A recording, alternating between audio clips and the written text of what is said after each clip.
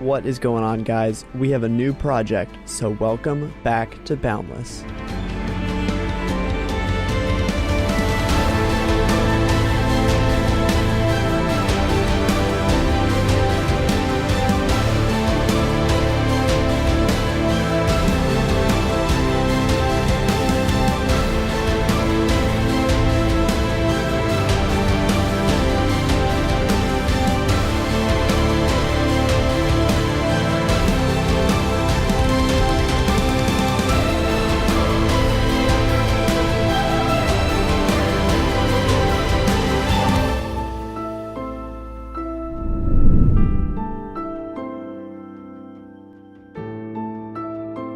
Welcome back to episode 2 of this new YouTube series.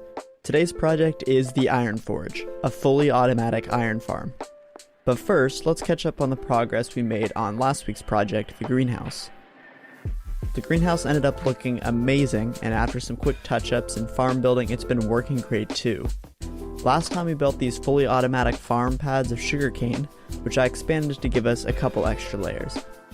I also moved the collection area to its own level, which will eventually make look a little bit nicer, but as you can see, it's been producing a ton of sugarcane. I also added an extra farm layer for pumpkins. The farm design is super simple and just uses alternating observer and piston blocks to pop off any pumpkins that grow.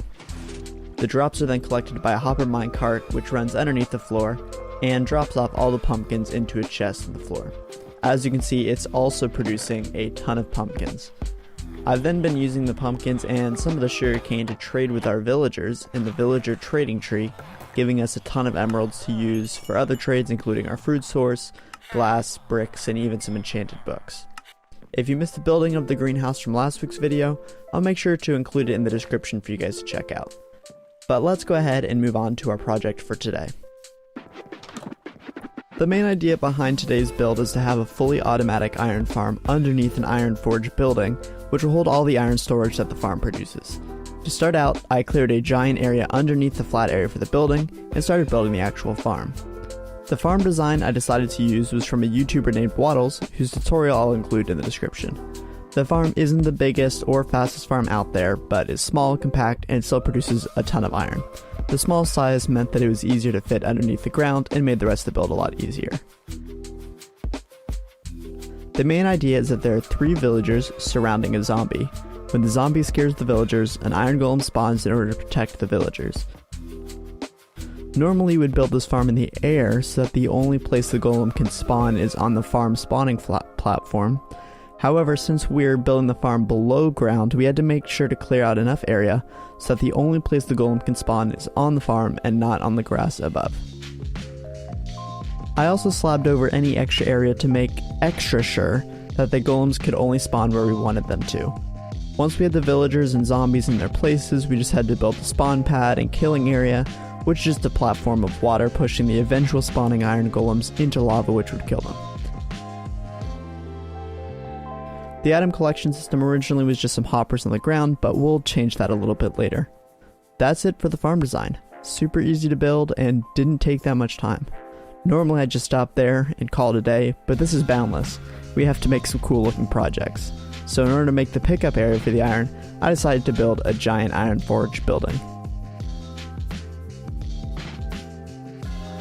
We'll start with some wooden pillars using cobble walls and oak fences to make each pillar block look more detailed. The main forge building won't have any walls, making it feel super open, so I added more pillars in order to make it look like the roof was actually supported. The building doesn't need to be that big since there really isn't much going on inside other than the aesthetics, but I did want to make sure it was large enough to leave some room for expansion or space for a potential future project. I added some trim to the bottom of the roof using trapdoors and slabs again. This kind of ties it into the same style that we used for the greenhouse.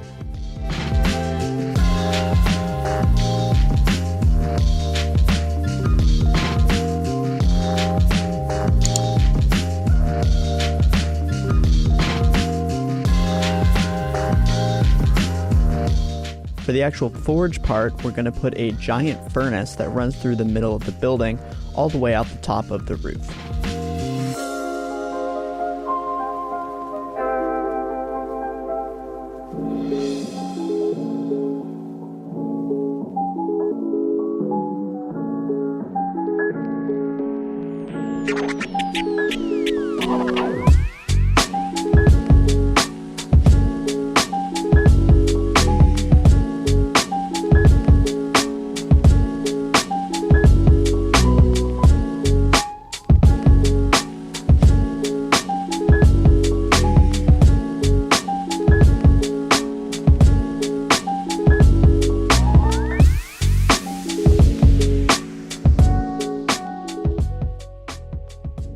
The central part of the build is the furnace, so I planned to have a big chimney kind of break through the roof, and I built a pretty plain roof that was trimmed with dark oak in order to add a bit of extra detail. I also used stripped spruce logs in place of some of the spruce planks so the roof didn't look super plain.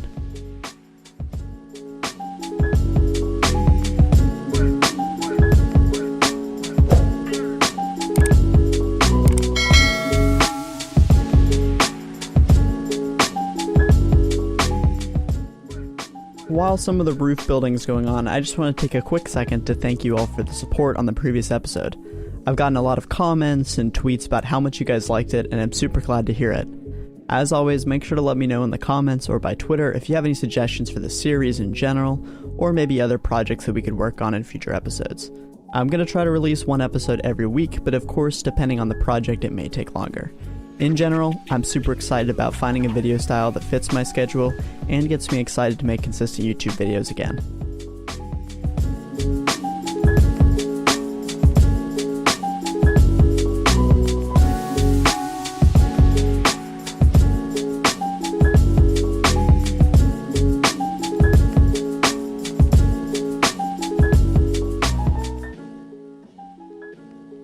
For the chimney, I wanted real smoke to come out of the top like an iron forge was actually in use, so I used campfires with hay bales underneath to create smoke coming out of the top. For now, I don't have any plans for what to do with the space inside the roof, so I just added some trapdoors and fences to hide the extra space.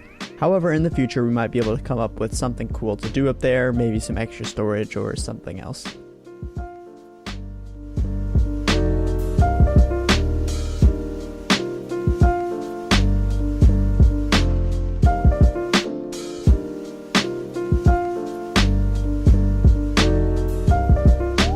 If you've been watching carefully, you may or may not have noticed an emerald block hidden somewhere in this video.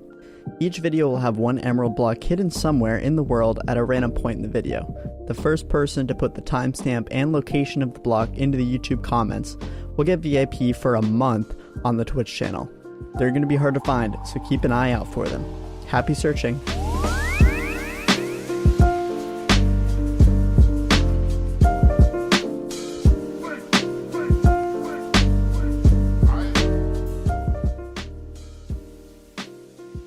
That did it for the main shape of the Iron Forge, but the next and always most fun step is the detailing.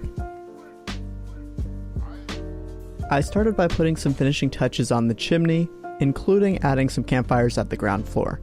Although we already added some at the top of the smokestack, I wanted to add some at the bottom as well so there was visible fire from the ground floor, making it look a little bit more like a forge a blacksmith would use.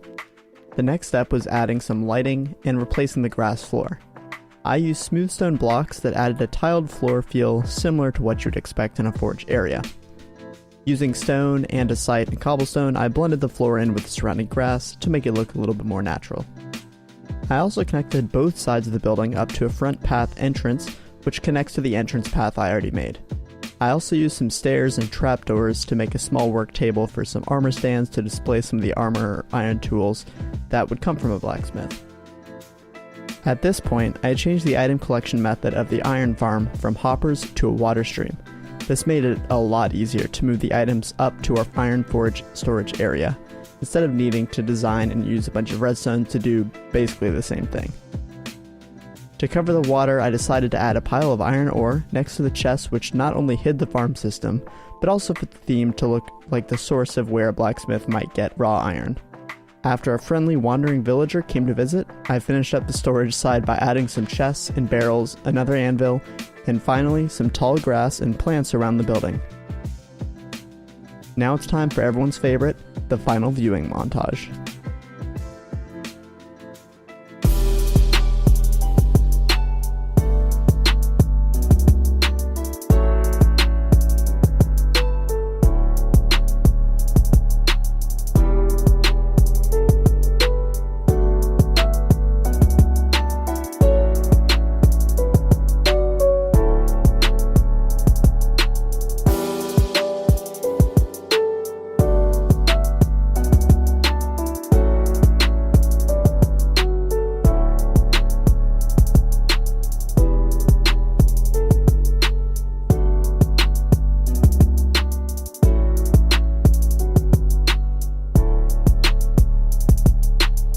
that does it. Another week, another project finished. The Iron Forge turned out really great. I'm super happy with the building. I think the furnace in the middle is great, and the best part of it is that it's functional. As you can see, we've already gotten a ton of iron and of course some poppies too, which we can do with whatever we want. I'm really happy with the way that we covered the item collection system with a little iron ore pile here. I think it really fits the rest of the build.